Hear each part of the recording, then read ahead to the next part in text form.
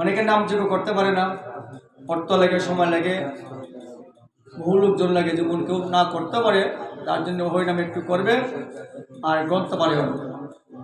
শ্রীমদ্ ভাগবত পাঠ দশম স্কন্ধে হচ্ছে, শ্রীমদ্ ভগবত গীতা পাঠ হচ্ছে এবং চৈতন্য চরিতামৃত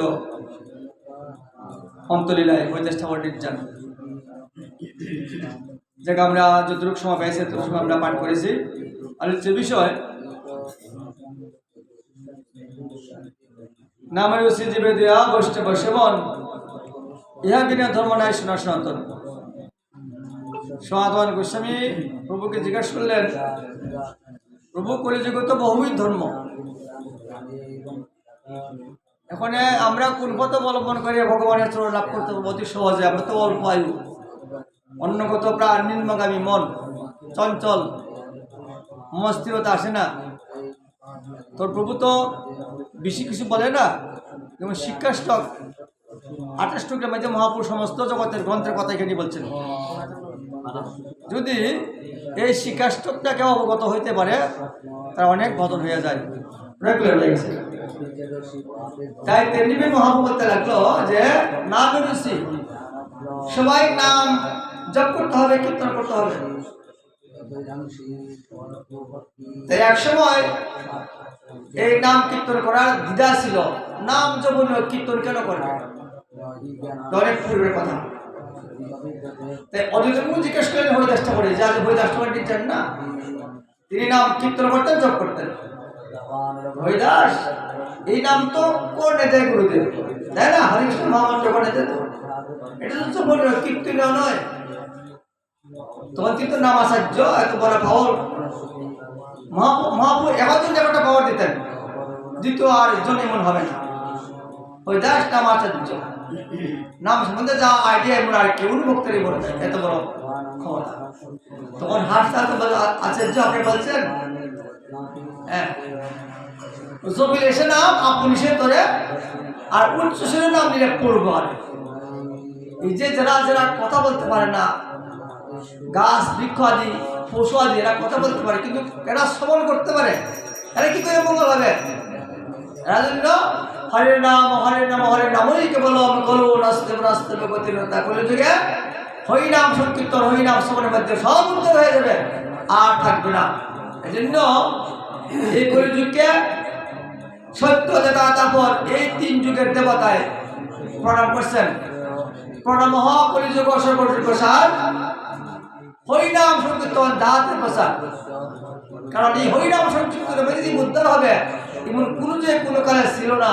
এই জন্যই কলিযুগ হয়তো দুষের সাগর, কিন্তু একটা মহাগুণ, কি মহাগুণ? হরিনাম সংকীর্তনের মধ্যে যে উদ্ধার হয়ে যাবে। চেষ্টা কর যে উচ্চস্বর নাম নিলে পড়ব, জপনীয় এবং কীর্তনীয়। তাই এই হলো মহাপ্রভুর নির্দেশ। তাই আজকাল যে বিষয় এই যে আজকে মহতি অনুষ্ঠানগুলা কারা করে? সবাই কি করতে পারে? সবাই করতে পারে না, সবাই ভাগ্য হয় না। আর যারা পিতৃপুরুষ তাদেরও কিছু ভাগ্য লাগে। সাধু মহাত্মা করে কিন্তু একজনে কিন্তু এরকম বদল করতে পারে না, আর তারা বদল কিছু বদল ছিল। এই জন্য আজকে ছেলেরা এরা আজকে ভগবানের ভক্তি বল করিয়া এটা কিন্তু ব্রাহ্মণের আসন, আজকে তারই আজকে এই অধিকার। কেন? তারা কত জন্ম, তারা অনেক সাধন ছিল, এই সাধনের প্রভাবে আজকে তাদের এই ভক্তি, তার যে বাল্য বয়স হয়েছে, আজকে আমরা কিছু সাধন বছর করবো, 80 বছর হয়ে যায় আমাদের করতে পারে না। অনেকভাবে চলাফেরা করে, খাওয়া খাদ্য খায়, পরিবর্তন হয়। কেন? শিক্ষিতের অভাব। একটা কথা বলছেন ভাগবতে, যখন থেকে নাকি যে বাড়ির কোনো একজন কৃষ্ণ মতের দীক্ষা গ্রহণ করে, কোনো একজন যে কোনো বাড়িতে একজন কৃষ্ণ মতের গ্রহণ করে, তখন তাদের পিতৃপুরুষরা তারা নৃত্য করতে আরম্ভ করে। আমরা তো অধগামী ছিলাম, আমাদের বংশে একজন কৃষ্ণ ভক্ত হয়েছে, কৃষ্ণ মত গ্রহণ করেছে, কোন একদিন আমাদেরকে ভগবানের প্রহাচরণ নিবেদন করবে, আমরা উদ্ধার হয়ে যাব। আমাদের উদ্ধার হয়ে থাকতে হরি বল, কৃষ্ণ কৃষ্ণ কৃষ্ণ হরে হরে, এই জন্য ভাগবত বলছে যে কুলে বৈষ্ণব হয় সেই কুল উদ্ধারে স্বর্গে নৃত্য করে আর পিতৃলোক করে, এই কুল উদ্ধার ব্যাগে দেখে না। এখন দ্বিতীয় আলোচ্য বিষয় যে এই যে অনুষ্ঠান অনেকে করতে পারে না, ভাগ্যে দেয় না বা বুদ্ধ হয় না, কেন হয় না? এইগুলো কুলোধর খ্রিস্টবাদের দীক্ষা গ্রহণ করে নাই, কুতো হয়তো অন্য পথ অন্য সম্পদে ভুক্ত হয়ে আসেন, এগুলো কোথায় পাবে? এটা তো একমাত্র বৈষ্ণব পদ্ধতি, এগুলো ব্যবস্থা আছে। কি করছে সংকলন মন্ত্র? নিত্যদান উদ্দেশ্য।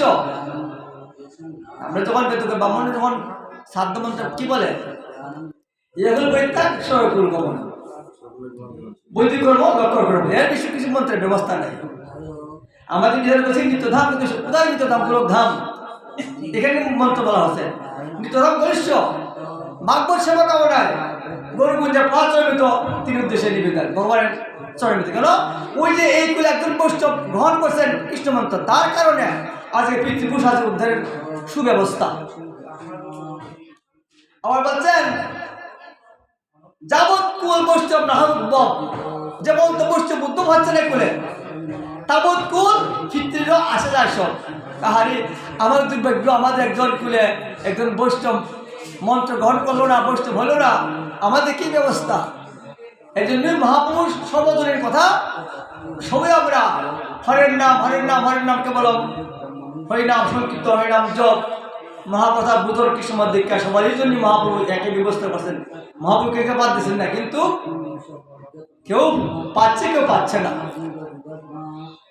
কৃষ্ণাবরণম তৃষা কৃষ্ণ সাঙ্গুপাঙ্গ সবাসদম যজ্ঞই সংকীর্তন পার্থ সমাদর্শ, যে মহাপ্রভুদের এই কোনো কলিযুগে, এটা লঘুপত্রের কথা, কৃষ্ণাবর্ণম তৃষা কৃষ্ণ সাঙ্গুপাঙ্গ সবাসদম, অন্তরে কৃষ্ণ ভাইরা গৌর, এইরকম যে পূর্ণ ভগবান গৌর হরি ব্রহ্মার দিবসে একবার আসে। আর ইয়া প্রশংসা হচ্ছে কৃষ্ণ, তিনিও ব্রহ্মার দিবসে একবার আসে। ব্রহ্মার দিনটা অনেক বড়, 14 মন তো যায় ব্রহ্মার দিবসের ভিতর, 14 মন অতিবাহিত হইলে ব্রহ্মার একদিন হয়। এই যে কলিযুগে করে মহাপাশ, এটা কিন্তু এমন কলি নয়। কেন? স্বয়ং ভগবান কৃষ্ণ রাধা কৃষ্ণ মিলিত গৌর হরি, সাধারণ নয়। তিনি আজকাল সবার জন্য একরকম কেবা করছেন যে সবাই হরিনাম সংকীর্তন করো, ভগবানের ভোগ লাগা, প্রহাদ চরণিত খাও, এরকম করো, তোমাদের উদ্ধারের বাকি থাকবে না। যারা নাকি প্রভুর কথা শুনতেছেন তাদেরই মঙ্গল, যারা না শুনতেছেন করার কিছু নাই।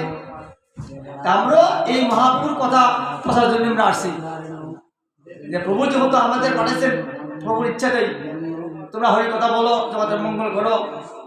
এই জন্যই যে মহাত্মাগণ ভক্তগণ মহন্তের স্বভাব তাই আমার নিজে কাজ জোড়ায় তবু যা পারে গড় কিছু দিবেন কি না এই চিন্তার করে আসছে না।